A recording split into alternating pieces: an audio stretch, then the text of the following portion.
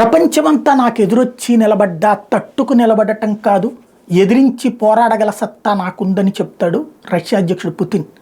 వయసు పెరిగినా ఓపిక తగ్గలేదు. రష్యా ఆధిపత్యాన్ని నాశనం చేసినటువంటి కుట్రలు చేసినటువంటి అమెరికా, యూరప్ దేశాలకి చెక్ పెడుతూనే ఉన్నాడు. వరుస విజయాలతో ప్రజలు కూడా అతనికి పూర్తి స్థాయి మద్దతు తెలుపుతున్నారు. 80% పైగా ప్రజల మద్దతు ఉన్నటువంటి ప్రపంచంలోని ఏకైక నాయకుడు పుతిన్ అవుతాడు. సరే, అది రిగ్గింగ్గా బొగ్గింగ్గా తీసి అవతల పడేయండి, కమ్యూనిస్ట్ దేశం అది. నెంబర్ 1. నెంబర్ 2, ఆ పుతిన్ ఇప్పుడు తాజాగా అమెరికా, యూరప్ దేశాలకు ఒక స్పష్టమైన సందేశం ఇచ్చాడు.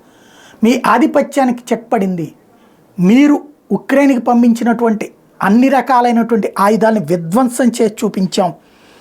హిమార్స్ వెపన్స్ మా దగ్గర పనిచేయాల, అబ్రామ్స్ పనిచేయాల, బ్రాడ్లీ పనిచేయాల, F-16 వాడారు, అయినా ఏం కాలేదు. ఇప్పుడు మళ్ళీ F-16లు పంపిస్తున్నారు.